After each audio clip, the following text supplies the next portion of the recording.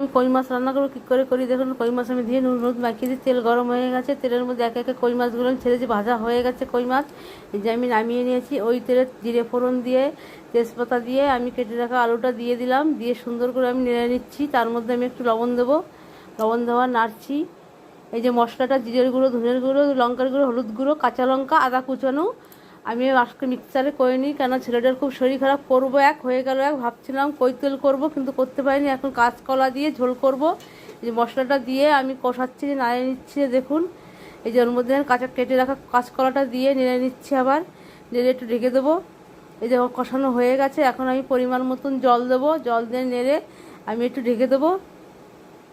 আর ভিডিওটি যদি ভালো লাগে অবশ্যই লাইক সাবস্ক্রাইব কমেন্ট করবেন। এই ঝোল ফুটে গেছে, ঝোলের মধ্যে ভেজে রাখা মাছটা এখন আমি দিয়ে এই যে নেড়ে নিচ্ছি, আবার একটু রেখে দেবো।